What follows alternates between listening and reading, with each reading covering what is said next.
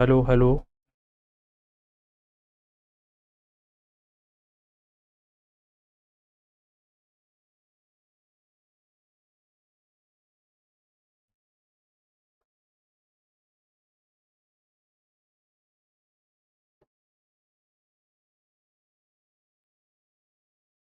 अस्सलाम वालेकुम। मैं फैज़ानुल हक और साइकोलॉजी की क्लास में आज आपके लिए एटीट्यूड का चैप्टर लेकर हाजिर हुआ हूं। पिछली क्लास में आपको याद होगा कि हमने इसी से मुताल्लिक़ एक चैप्टर पढ़ाया था, जो जाहिर सी बात है उसके अंदर कुछ पॉइंट्स की कमी थी। रोल नहीं हो रहा है अफजल। हाँ सही।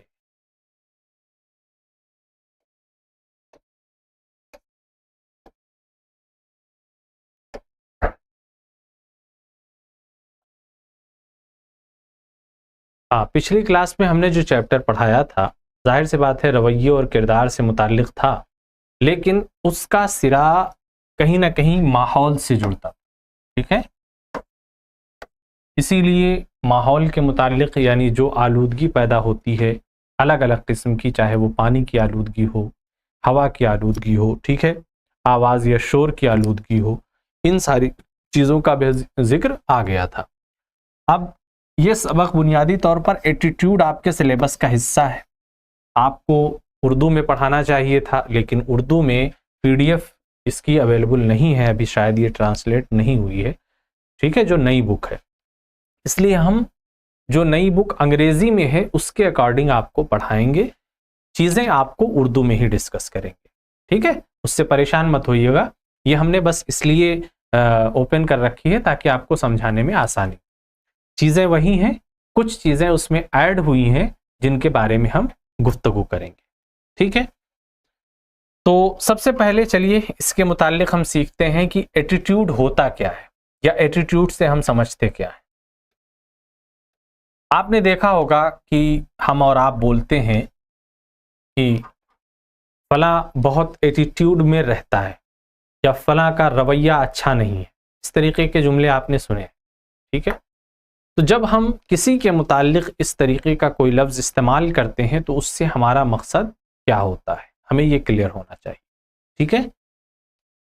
इसीलिए इन्होंने कहा है कि सबसे पहले हमें उन अनासिर को, उन वजूहात को समझ लेना चाहिए कि एटीट्यूड से हम क्या मुराद लेते हैं। ज़्यादातर होता ये है कि हम किसी वाक़े, किसी हादसे को लेकर, किसी शख्स की पर्सनल जो राय होती है या रवैया होता है, उसे हम एटीट्यूड का नाम देते हैं, ठीक है। यानी ज़्यादातर इसका ताल्लुक़ बिहेवियर से जोड़ देते हैं, है ना, कि जो उसका किरदार है, बिहेवियर है, उससे हम ज़्यादातर इसे रिलेट कर देते हैं कि फलां का रवैया यानी उसके किरदार से जाहिर होगा। अब इसके मुतालिक हमने एक बात आपको बताई भी थी, और वो सही भी है कि हाँ, किरदार और रवैये में बहुत ज़्यादा फ़र्क नहीं होता है, लेकिन आपको ये समझना है कि यहाँ जब ये एटीट्यूड की बात करते हैं, रवैये की बात करते हैं, तो उसको सिर्फ बिहेवियर से या किरदार से नहीं जोड़ते हैं, बल्कि ये जो है एक तरीके से जहन से इसका रिश्ता कायम करते हैं। यानी हमारा एटीट्यूड खालिस हमारा अमल नहीं होता है, ये हमारा जहन भी होता है, यानी हमारे दिमाग में मौजूद किसी शय का इजहार होता है। ये क्लियर समझ लीजिए। सबसे पहला पॉइंट बुनियादी यही है कि हम एटीट्यूड को आम तौर पर ये मानते हैं कि जो कुछ नज़र आए या जो कुछ इंसान करता है, लेकिन सिर्फ वही एटीट्यूड नहीं होता है। वो काम है एटीट्यूड, लेकिन उसका ताल्लुक सिर्फ हमारे हाथ से, पैर से, जबान से नहीं है, बल्कि हमारे दिमाग से होता है, माइंडसेट से होता है एक तरह, ठीक है। Just think about the number of times we use the phrase in my opinion. वही जो बातें हमने अभी आपसे कही कि हम अलग अलग कहते हैं, फला का रवैया देखिए, मेरे मशवरे के मुताबिक, मेरे ख्याल में, जैसा मैं समझ रहा हूँ, ये सब क्या है, ये हमारे रवैये, एटीट्यूड को जाहिर करते हैं। जैसे अगर हमने कहा जैसा मैं समझ रहा हूँ, ये बात ऐसी नहीं ऐसे है, तो इसका मतलब ये हुआ कि हम अपने जहन के मुताबिक ये बात कह रहे हैं, अपनी फहम के मुताबिक ये बात कह रहे हैं। तो यहाँ पर ओपिनियन का लफ्ज आता है, यानी राय, ख्याल, मशवरा। तो गोया कि अब मशवरा भी हमारा, हमारे जहन का ही तो हिस्सा है, वहीं से निकल करके आ रहा है। जैसा हम सोच सकते हैं वैसे ही हम बोल रहे हैं, है ना। तो इसका ताल्लुक जाहिर सी बात है हमारे दिमाग से, जहन से कायम होता है। अब जाहिर सी बात है जब हम एटीट्यूड को समझ गए हैं तो इसको हम ये चाहेंगे कि बेहतर करें, और ये कि जो चीजें खराब हो रही हों उनको हम कैसे जो है अलग करें। तो इसके 3 बुनियादी तौर पर सेक्शन कायम किए गए हैं, ठीक है। AB कंपोनेंट्स यानी affective, behavioural, cognitive components of the attitude. कहा गया कि एटीट्यूड बुनियादी तौर पर इन 3 चीजों से मिलकर के बनता है, ठीक है। एक को कहा इन्होंने कि कॉग्निटिव होता है यानी मालूमाती, अफेक्टिव यानी तासुराती, और बिहेवियरल फिर यानी उसका किरदार के जरिए से इजहार होता है। यानी एक रवैया या एक एटीट्यूड खाली कोई काम या कोई अमल नहीं है, बल्कि उसके अंदर 3 चीजें शामिल होती हैं। पहली चीज तो होगी कि उसके अंदर कुछ जहन में छुपी हुई कोई मालूमात होगी, फिर उसका तासुर होगा और फिर उसका इजहार होगा। ये 3 स्टेप होते हैं, इसको इन्होंने वजाहत की है और इसीलिए इसको 3 कंपोनेंट्स ऑफ एटीट्यूड कहा है, यानी एटीट्यूड के या रवैये के 3 अज्जा आप उर्दू में कहेंगे इसे, ठीक है। इन्होंने एक मिसाल दी बहुत अच्छी, ठीक है। Neha, college student, has extremely negative views about the environmental hazard posed by use of plastic. She strongly thinks that plastic use should be minimized as much as possible as its non-biodegradable nature has extremely harmful and यानी एक इन्होंने कहानी बयान की कि नेहा बाजार में जाती है, उसको ये मालूम है कि प्लास्टिक का इस्तेमाल ये माहौल के लिए बहुत नुकसानदेह है, ठीक है। उसके जहन में ये बात बैठी हुई है, पढ़ रही है वो या उसने पढ़ रखा है। अब वो क्या कर रही है कि उसने देखा एक सब्जी वाला उसे प्लास्टिक में सब्जी दे रहा है, तो वो उस पर शदीद नाराज हो रही है। उसने देखा दुकान वाला वो प्लास्टिक का इस्तेमाल कर रहा है, अपने ग्राहक को दे रहा है, उस पर वो गुस्सा हो रही है। यानी अगर अब वहां पर वो कुछ देखती है तो फौरन भड़क जाती है, नाराज होती है, अपोज करती है उसे। ये एक वाकया हुआ। अब इससे हम क्या सीखना चाहेंगे? तो अब हम ये कहेंगे उसका एटीट्यूड ये था, किस चीज को लेकर? प्लास्टिक को लेकर के। तो अब इसके अंदर जाहिर सी बात है सिर्फ वहां उसका बोल देना ही शामिल नहीं है, उसके पीछे एक पूरी चैन है। पहले तो उसको मालूम हुआ ना कि ये जो प्लास्टिक है इसका इस्तेमाल नुकसानदेह, पहले ये बात मालूम हुई। फिर उसके बाद में उसे पता चला कि इसको कहां से रोक सकते हैं, तो बाजार से रोक सकते हैं, उसने वहां भी कदम लगाया। फिर कहा हम अब उससे बच सकते हैं, तो अपने लिए मान के चलो वो थैला झोला लेकर के गई, जो भी अपने लिए। फिर इसी तरीके से कहा इसके लिए एक बेदारी चलाई जाए, तो वो उसके लिए किसी मुहिम में शामिल होने लगी, यानी किसी तरीके से मान के चलिए कि वो प्रोटेस्ट करने लगी। तो जहां जहां इन चीजों का रिलेवेंस बनता था सब पर उसने कट का निशान लगाया, सबसे अपने आप को दूरी इख्तियार की। अब ये तमाम चीजें मिल करके इसका क्या हो जाती हैं? एटीट्यूड हो जाती है। क्लियर है? यानी एटीट्यूड अपने आप में कोई एक ही हरकत नहीं है, बल्कि उसी एक हरकत से आप जब गौर करेंगे पीछे जाके तो इतनी चीजें निकल करके आएंगी। समझ गए? तो एटीट्यूड को यहां पे भी देखिए हम जहन से जाहिर सी बात है उसका रिश्ता जरूर कायम करेंगे। अब इन्होंने फॉर्मेशन ऑफ एटीट्यूड, यानी अगर हम रवैया तश्कील देना चाहें तो कैसे देंगे, यानी कोई रवैया हम कैसे डेवलप कर सकते हैं एटीट्यूड, ठीक है। तो उसके कई तरीके हैं, 5-6 तरीके हैं कि आप कोई रवैया अपने अंदर डेवलप कर सकते हैं। सबसे पहला है attitude formation through classical conditioning. Classical conditioning के बारे में मैं आपको पढ़ा चुका हूं, यानी जहां पर आपने वो मिसालें पढ़ी थी कि चूहे को पिंजरे में बंद करते हैं फिर वो खाना कैसे हासिल करता है। फिर इसी तरह कुत्ते और खाने की मैंने मिसाल दी थी, है ना, कि पहले उसको घंटी बजा के खाना देते हैं, फिर धीरे धीरे घंटी बजने पर ही वो राल टपकाने लगता है, उसको पता चल जाता है। तो वो सब सिखाने के तरीके हैं, उन तरीकों के जरिए से आप एटीट्यूड भी सिखा सकते हैं। जाहिर सी बात है वो लर्निंग का हिस्सा था ना, तो लर्निंग में आप जो भी सीखना चाहें सब शामिल है। तो उन्हीं तरीकों को इन्होंने अप्लाई किया है किस पर? एटीट्यूड पर। तो उससे कोई कंफ्यूज मत होइए, कोई नई बात नहीं है, बहुत आसान सी बात है, बस उसे समझने की जरा सी कोशिश करनी है। Attitude formation through classical conditioning,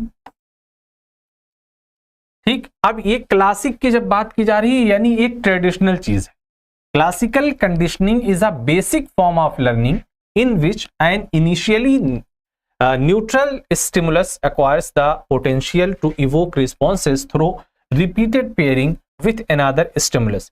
यानी किसी एक चीज को अगर रिपीट किया जाए तो वो चीज समझ में आ जाती है। जैसे कुत्ते की मिसाल थी कि उसको घंटी बजा करके खाना देते तो वो समझ गया कि घंटी बजती है किस लिए, कि हमें खाना मिलेगा।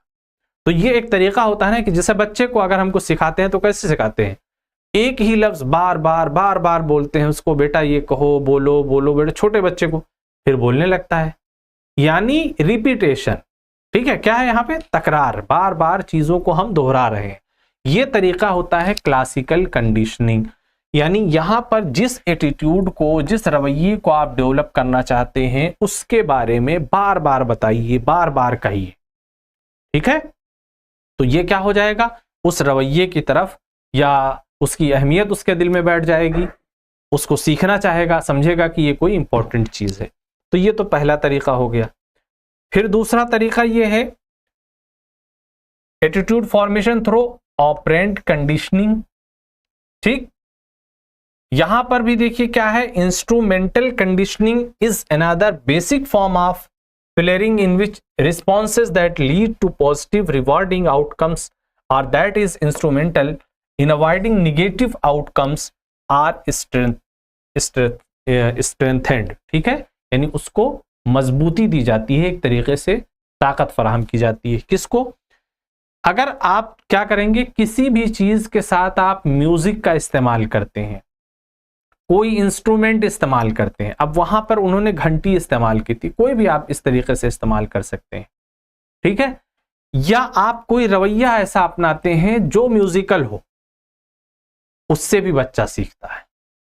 जैसे आप देखिए, बच्चे को, छोटे बच्चे को आप खाना खिलाते हैं और अगर वो खाना खा लिया तो आप खुशी का इजहार करते हैं, तो बच्चे को ये लगता है कि ये कोई ऐसी चीज है जिससे सामने वाला खुश हो रहा है।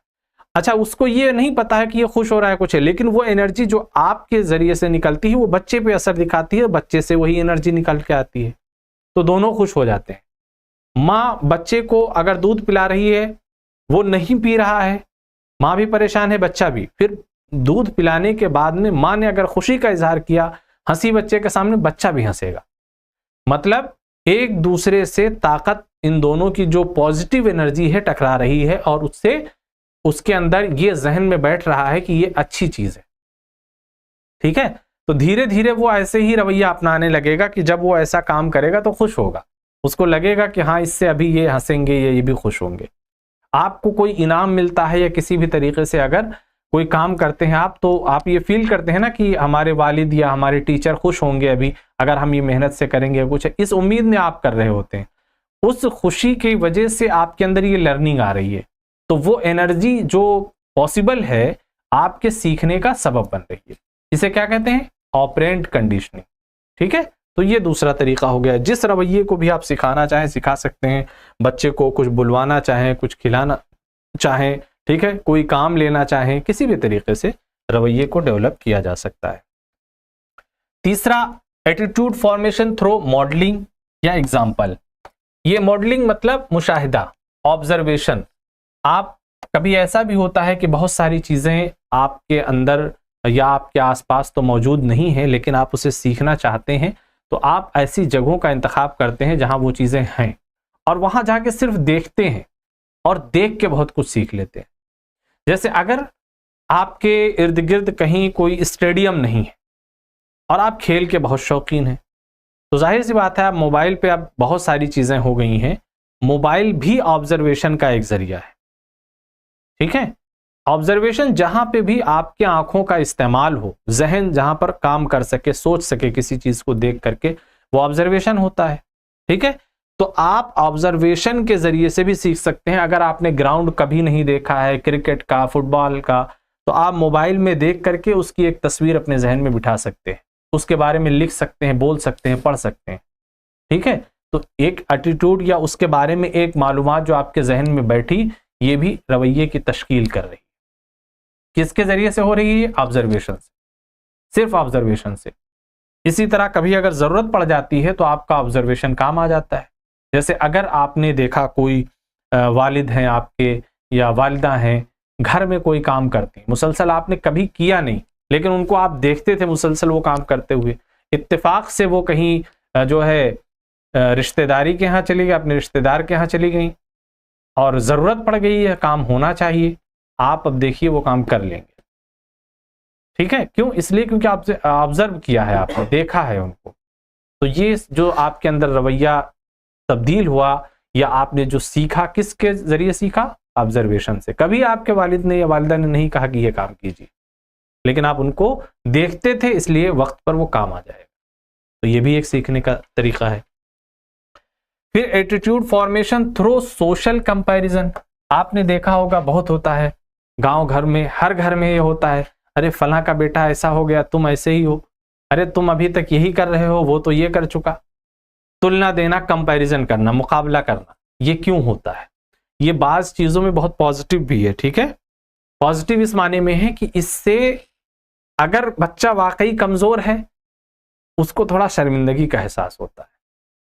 ठीक है, वो सोचता है हाँ यार सही बात है, हमारे साथ ही खेलता है और सब कुछ है, और देखिए वो पढ़ाई भी कर लिया, वो फर्स्ट आ गया, उसको ये इनाम मिला या उसकी नौकरी लग गई, हम ऐसे ही रह गए। तो थोड़ा उसके अंदर जज्बा पैदा होता है कि यार हम भी मेहनत करें।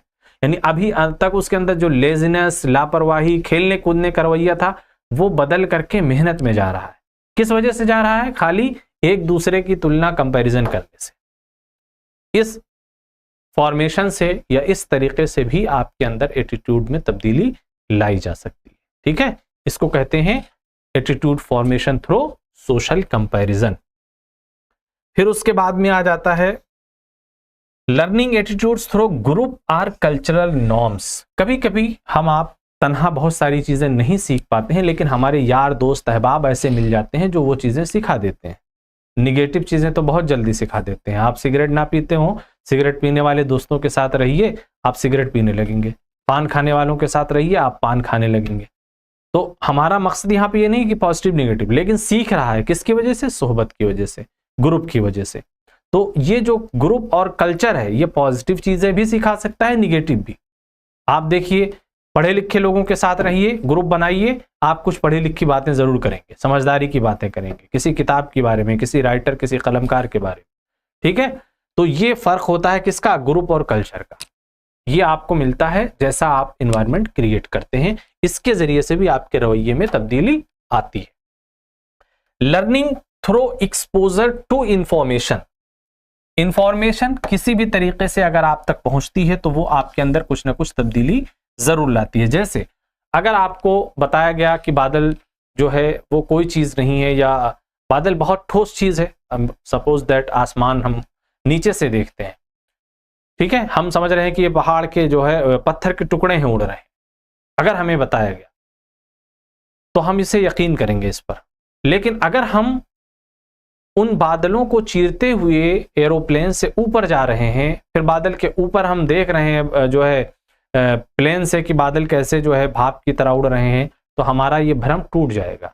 ये पत्थर नहीं है, ये तो भाप है। किस वजह से ये तब्दीली आई या ये वहम किस वजह से टूटा? मालूमात की वजह से, इंफॉर्मेशन। तो कहीं से भी अगर इंफॉर्मेशन भी मिलती है तो इंफॉर्मेशन भी बहुत से रवैयों को हमारे तब्दील कर देती है।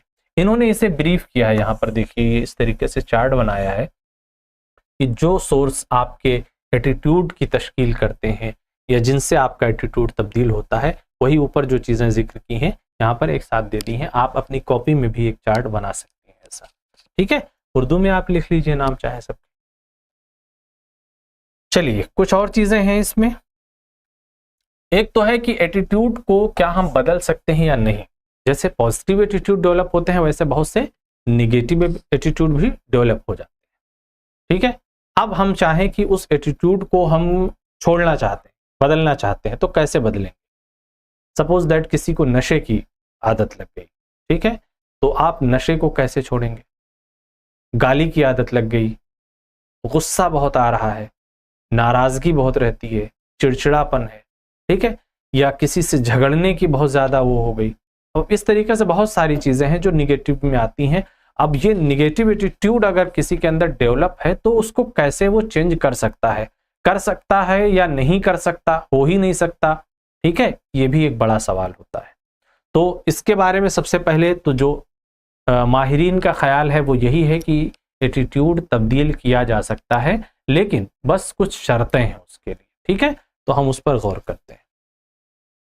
प्रोसेस ऑफ एटीट्यूड चेंज या परजुएशन, उसी को परजुएशन भी कहते हैं, यानी जहां पर एटीट्यूड को हम तब्दील करने की बात कहते हैं। सबसे पहली चीज ये है कि आप सोर्स कैरेक्टरिस्टिक्स को तब्दील कीजिए। ये एक तरीका बताया गया। जैसे सोर्स कैरेक्टरिस्टिक्स क्या होती हैं? अगर जैसे आपको बुखार है, ठीक है, और माँ बाप आपके या दोस्त आपसे कह रहे हैं कि दवा खा लीजिए बुखार उतर जाएगा, आप कह रहे हैं नहीं दवा तो मैंने बहुत खाई है, इससे कुछ नहीं होता है, आप उसकी बात नहीं मान। आपके माँ बाप, भाई, रिश्तेदार सब कह रहे हैं, लेकिन किसी भी मरज के ताल्लुक से कोई दवा है आप नहीं खा रहे हैं। अब आपका ये रवैया है कि हम दवा नहीं खाएंगे, दवा पे हमें कोई एतबार नहीं है, ये पता नहीं कैसी चीज है, आपने कभी इस्तेमाल नहीं की है सपोज दैट, तो आप उस पर यकीन ही नहीं कर रहे हैं। लेकिन अब आप किसी डॉक्टर के पास जाते हैं जो आपकी बीमारी का एक्सपर्ट है, वो समझ रहा है सारी चीजें, उसने कोई दवा या इलाज लिख के दी, सपोज दैट वही दवा थी जो घर वाले बता रहे थे, तो आप खा लेंगे कि नहीं खा लेंगे? फौरन खाएंगे, क्योंकि आपके अंदर ये यकीन है कि हाँ इस मरज के मुतालिक इन्हें पूरी जानकारी है, दवाओं का इल्म है, इसलिए अब कोई दिक्कत इसे खाने में नहीं है। तो यहां पर तीन चीजें हैं। जिस सोर्स से कोई बात पता चले उसकी क्रेडिबिलिटी क्या है, अगर वो एक्सपर्ट है, और अगर वो चीज आपको अच्छी लग जाए। कोई चीज आपको बहुत बुरी लगती है, बहुत बुरी लगती है, अचानक एक दिन वो चीज पसंद आ जाती है, क्या वजह होता है? वजह क्या होती है? कहीं से वो चीज आपको अपील करने लगती है। खाने पीने की आप देखिए बहुत सारी चीजें होती हैं हम जिन्हें बिल्कुल देखना नहीं पसंद करते हैं, लेकिन कहीं किसी मौके से किसी के यहाँ खा लिया या किसी ने खिला दिया, फिर हमें लगा यार इतनी भी बुरी चीज नहीं है जितना हम समझते हैं, खा सकते हैं। अब पता चला उस दिन से आप खाने लगे उसको, तो ये किस वजह से हुआ? पसंद आ जाने की वजह से, अट्रैक्ट कर गई वो चीज। तो एक मिसाल हमने डॉक्टर की दी कि अगर कोई एक्सपर्ट कोई राय दे दे, कोई चीज हमें पसंद आ जाए, या जहां से जो बात हमें पता चल रही वो बहुत ऑथेंटिक हो जाए, तो हमारा रवैया बदल जाता है। ठीक है, अब जैसे इसमें बहुत सारी मिसालें आप जोड़ सकते हैं अलग अलग चीजों के को लेकर के, कि ये तीन चीजें कैसे उसकी जिंदगी तब्दील कर देती हैं। ठीक है, कोई पसंदीदा शख्स किसी का कोई बात से मना कर दे तो इंसान देखो बाज आ जाता है ना, ऐसा भी होता है। और फिर उसके बाद में दूसरा तरीका मैसेज कैरेक्टरिस्टिक्स, यानी अगर कोई चीज किसी के अंदर गलत तरीके से बैठी हुई है, लेकिन आप रिसर्च करके बहुत ही गौर व फिक्र के साथ सही पैगाम उस तक पहुंचा दे, तो भी इंसान बदल जाता है। जैसे अगर हमने अभी मिसाल दी कि बादलों के बारे में, अगर हम ये समझते हैं, कोई हमें लाख समझाए कि बादल धुआं है धुआं है, हम नहीं मान रहे हैं, हम कह रहे हैं नहीं ये पत्थर हैं उड़ रहे हैं, सफेद पत्थर उड़ रहे हैं, हमें कोई यकीन नहीं दिला सकता। एक दिन किसी ने बिठाया हेलीकॉप्टर में, चलो तुमको हम जो है हवाई जहाज में दिखा के लाते हैं कि ये बादल है, क्या है, भाप है।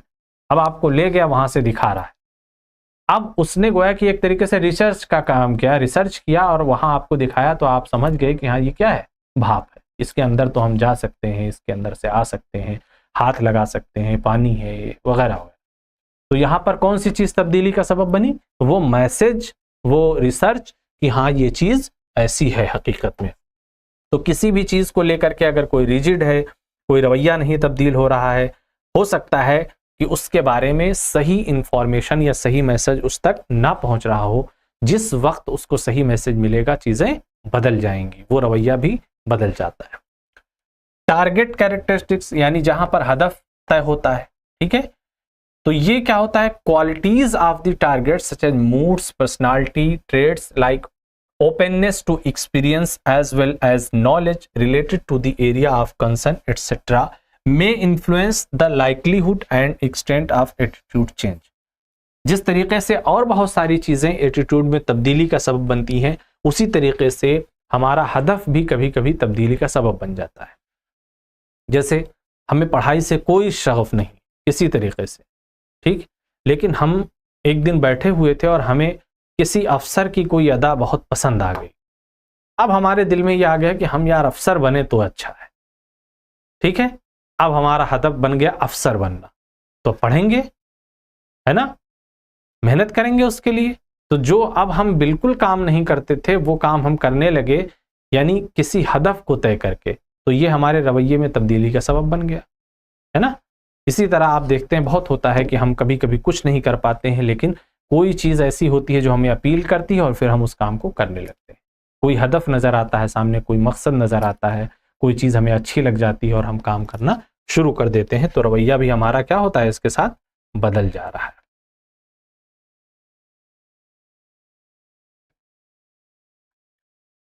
देखिए कुछ चीज़ें ऐसी होती हैं जिनको बदलने में बहुत वक्त लगता है, जैसे स्टेरियोटाइप्स टाइप के।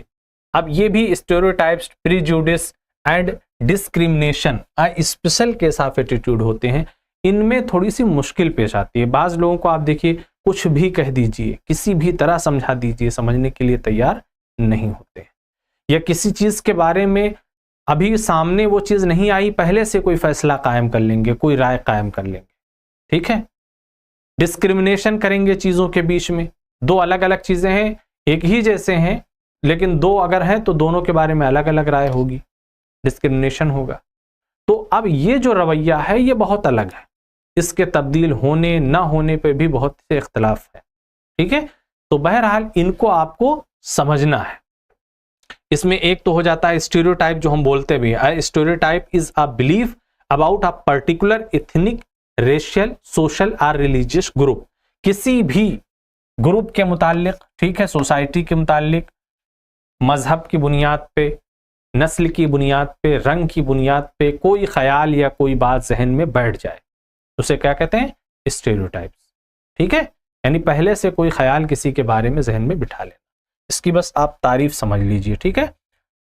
इसको बहुत मुश्किल से चेंज किया जा सकता है, याद रखिएगा। Prejudice and discrimination as mentioned above, stereotypes refers to the cognitive component of attitudes। हाँ, उसका बहरहाल इल्म से ताल्लुक होता है, मालूमात से, और वो हो सकता है कि उसने पढ़ लिख करके उसके बारे में कोई राय कायम की हो, ये भी मुमकिन है, लेकिन वो जल्दी तब्दील होने वाले नहीं होते हैं।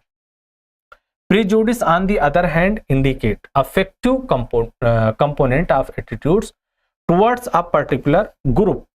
ये खास तौर से जाहिर सी बात है डिस्क्रिमिनेशन की जब बात आएगी तो वहां पे कई लोगों का या कई रवैयों का, कई चीज़ों का मौजूद होना ज़रूरी होता है, ठीक है।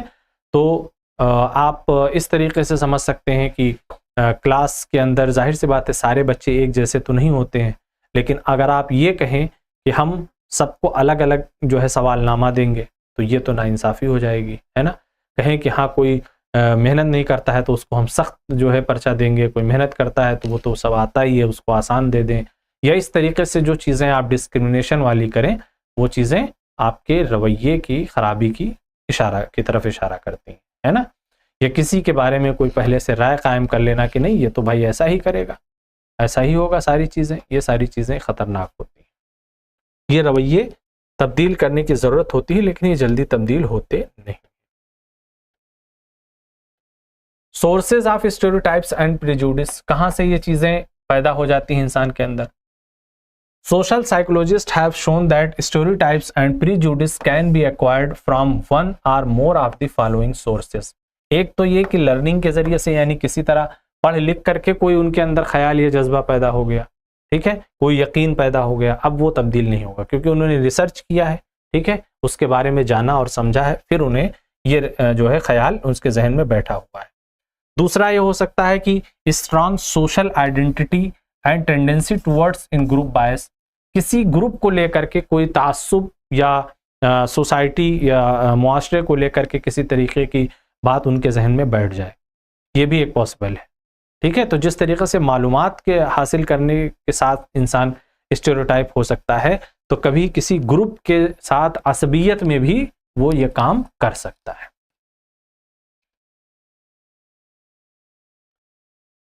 कुछ हिकमत अमली हैं जिसका इख्तियार करके आप इस तरीके की चीज़ें कम कर सकते हैं, इस रवैये को उसकी जानिब इन्होंने इशारा किया है, ठीक है।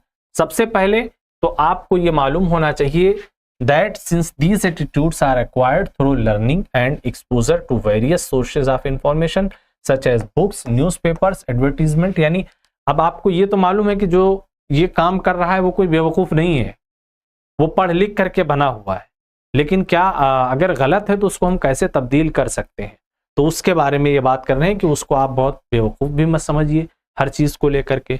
Certain strategies that can be employed that can be employed are, कुछ हिकमत अमली हैं जिनका आप बहरहाल इस्तेमाल कर सकते हैं। Ensuring that any form of biased and negative beliefs and behaviour is not positively, सबसे पहले तो उसको ये आप यकीन दिलाइए कि किसी के बारे में कोई असबियत रखना या गलत ख्याल जहन में रखना ये अच्छी बात नहीं है, ये आप उसको यकीन दिलाइए जनरली। फिर वो धीरे धीरे किसी खास ग्रुप को लेकर के, जिसको लेकर के बहुत ज़्यादा नफरत की बातें करता है, हो सकता है उसके अंदर कमी आ जाए, ठीक है। इसी तरह ensuring that children as well as adults are exposed to role models that do not encourage any form of stereotypical thoughts and prejudice, बच्चों को लेकर के बात कर सकते हैं कि जो आप कर रहे हैं वही बच्चे सीखेंगे, और बच्चे इन चीज़ों को जो आप कर रहे हैं किसी भी तरीके से पसंद नहीं करते, या आपके बच्चे देखिए किस तरीके से आप ये सोच रहे हैं, क्योंकि वो आगे बढ़ रहे हैं, है ना। तो बच्चों को लेकर के भी इन चीज़ों को आप जो है समझा सकते हैं, उनको यकीन दिला सकते हैं कि जो आप काम कर रहे हैं गलत कर रहे हैं, या आप अगली नस्ल को नहीं दे सकते, और अगली नस्ल इसे हरगिज पसंद नहीं करेंगे, ठीक है। इस तरीके की चीज। Narrow social identity on the basis of any form of group affiliation should not be encouraged, किसी तरीके से तंग जहनी को जो है आप प्रमोट नहीं कर सकते। डी एम्फेसाइज इन ग्रुप आउट ग्रुप कैटेगराइजेशन, कभी कभी ऐसा होता है कि बाज़ चीज़ों पर जिन पर आप फोकस करते हैं, जोर देते हैं, उन पर जोर देना बंद कर दीजिए, ठीक है, उनको जो है थोड़ा फ्री कर दीजिए। Developing an inclusive and encompassing attitude so that individuals can appreciate and respect the diversity and heterogeneity of various types of social groups। अब मुआशरे में अलग अलग अफराद अलग अलग काम करते हैं, अलग अलग रीत रिवाज के साथ रहते हैं, थोड़ा सा मौका दीजिए उसे कि वो उनमें शामिल हो सके, समझ सके कि ये चीज़ें होती हैं, तो भी मुमकिन है कि उसके जहन में कुछ तब्दीली आए कि हाँ इतनी वैरायटी हमारी सोसाइटी में मौजूद है। बहुत से ममालिक है जहाँ एक ही तरीके के ज़बान है, एक ही तरीके के लोग हैं, वहाँ उन्हें कुछ मालूम ही नहीं, कोई अलग सा लगेगा तो वो बहुत हैरत में पड़ जाएंगे। लेकिन आप हिंदुस्तान में हैं तो देखिए हर जगह ज़बान बदल जाती है, कल्चर बदल जाता है, पहनने के जो है लिबास बदल जाते हैं, लेकिन यहाँ लोग आदी हो चुके हैं, वो जानते हैं कि हाँ ये फ़लाँ की जगह के हैं, ये फ़लाँ जगह के हैं वगैरह वगैरह, उन्हें कोई अजनबियत नहीं है, ठीक है। लेकिन दूसरी जगह पे ये रेसिज्म का मामला बहुत ज़्यादा है, ब्लैक एंड वाइट का मामला है ना, कल्चर को लेकर के झगड़ा है, काफ़ी ज़्यादा है। तो ये इस तरीके से कुछ चीज़ें हैं जिनको बहरहाल आप अगर अप्लाई करते हैं तो जो स्टेरियोटाइप्स होते हैं, जो एक ख़ास एटीट्यूड है, उसे भी तब्दील किया जा सकता है, ठीक है। तो कुछ बहुत ज़्यादा इजाफा तो नहीं है, लेकिन उसकी शक्लें इसमें यहाँ आप मुख्तलिफ देख रहे हैं। वहाँ पर माहौल के ज़रिए से कैसे उसको तब्दील किया जाए और माहौल कैसे असरअंदाज होता है, इसके बारे में गुफ्तगू की गई थी। आज कुछ हिकमत अमली आपके साथ जो है शेयर की गई हैं, जिन पर आप अमल करके एटीट्यूड को परख भी सकते हैं, तब्दील कर सकते हैं, तश्कील भी दे सकते हैं, ठीक है। तो अब आपके जहन में अगर कोई सवाल है तो आप पूछ सकते हैं।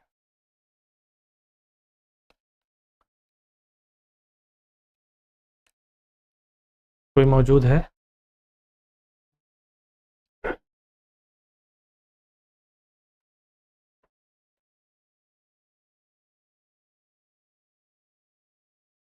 जी बताइए, कोई बात ना समझ में आई हो बिला तकल्लुफ पूछ सकते हैं, कोई घबराने की बात नहीं।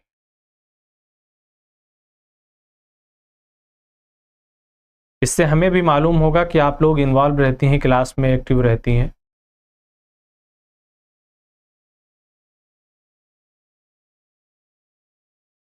ये कंप्लीट हो गया, हो गया ना? तो क्या करना, बेसिक स्टडीज क्या करना है बताइए, उसको पढ़ाएंगे अलग से? हो गया, उसमें कवर देख लीजिएगा, जैसा होगा बताइएगा उसमें। ये आपकी तकरीबन इस क्लास की जो है वो आखिरी चैप्टर था इस क्लास का। उसके बाद आपको एग्ज़ाम की प्रिपरेशन करनी है, आपको कुछ चीज़ें और मिलेंगी, है ना। अभी ये लोग बाद में ज्वाइन किए हैं ना, नहीं। क्लासेस मिल गई हैं।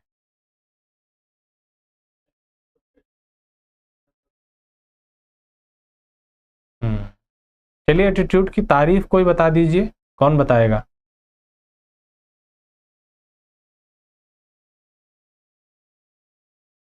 एटीट्यूड किसे कहते हैं, कौन बताएगा? इसी के बारे में पूरी क्लास हुई है, बताइए।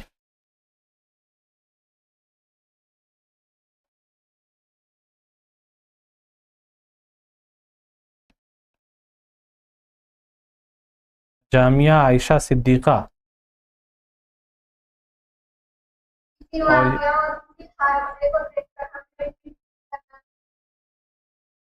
किसी वाकया या हादसे को देख करके, नहीं ये तो कोई बात नहीं बनी। आप टू द पॉइंट बताइए कि हम किसे कहेंगे कि ये एटीट्यूड है।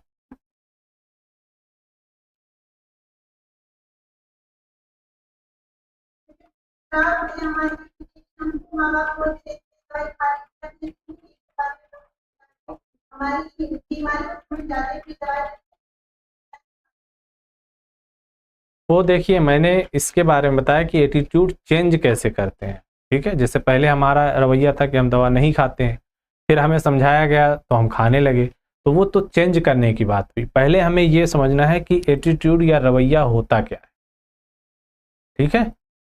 तो ये दोनों दो अलग अलग रवैये हैं, इसी से समझ लीजिए आप। पहले दवा ना खाने का और बाद में दवा खाने का, दोनों अलग अलग रवैये। और इसके बारे में हमने आपको कई चीज़ें ऐड करके बताई हैं कि रवैया ये नहीं कि आप उसने कह दिया नहीं खाऊंगा तो सिर्फ यही चीज़ नहीं है, उसमें कई चीज़ें छुपी हैं। क्योंकि आप क्या पढ़ रहे हैं, साइकोलॉजी पढ़ रहे हैं ना, तो नफ्सियात उसकी समझेंगे कि क्यों ये कह रहा है कि नहीं खाऊंगा, ये चीज़ें हैं। तो हमने क्या कि बेसिक बताया कि उसके अंदर क्या चीज़ शामिल होती है रवैये में।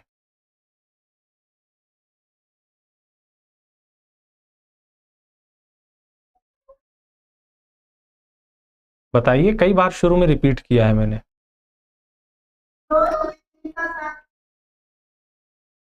क्या कह रही हैं, एक कोई बोले, आवाज गूंज रही है।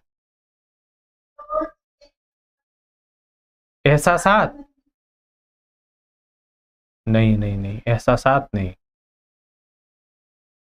एहसासात नहीं। कौन बता सकता है, कोई बता सकता है? अमल के साथ हमने क्या बताया है कि कौन सी चीज उसमें बहरहाल शामिल रहती है, तब वो एटीट्यूड बनता है। रवैया, रवैया तो एटीट्यूड ही है ना, तो उर्दू में कह रहे हैं।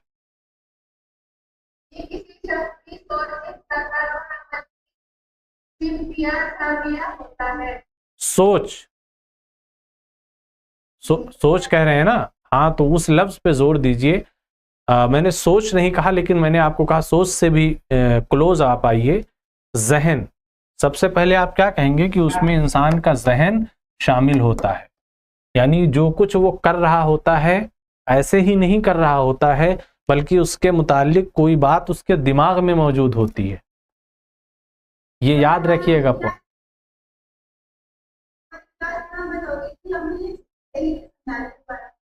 क्या कह रही हैं ये?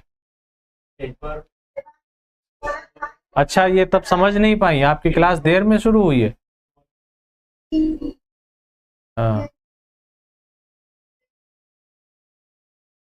देखिए मैंने आपको कुछ बुनियादी बातें बताता हूँ, ठीक है।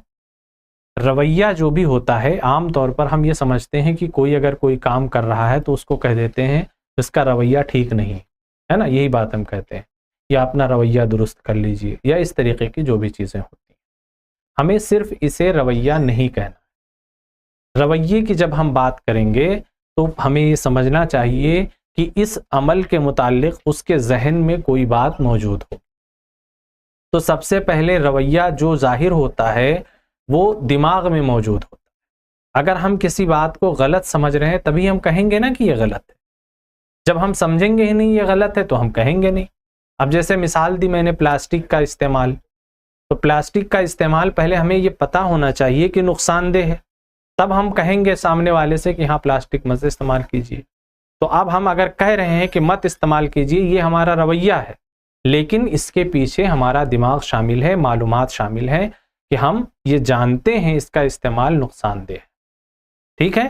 तो उसमें तीन चीजें आई थी बुनियादी, तीन स्टेप आए थे। क्या? सबसे पहले मालूमात होती हैं, फिर तासुरात होते हैं, ठीक है, और फिर उसके बाद में हमारा बिहेवियर आता है या रवैया आता है।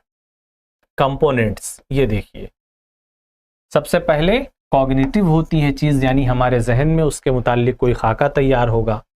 फिर अफेक्टिव होगी 2 नंबर पे, यानी उसका कोई तासुर कायम होगा। और फिर तीसरे नंबर पे कोई उसका किरदार या रवैया सामने आता है। क्लियर? हाँ, अब मत भूलिएगा, और उसे जो है बहुत सिर्फ अमल को मत कहिएगा कि रवैया है। ठीक है, और किसी की कोई सवाल तो नहीं है ना? चलिए ठीक है, खुदा हाफिज।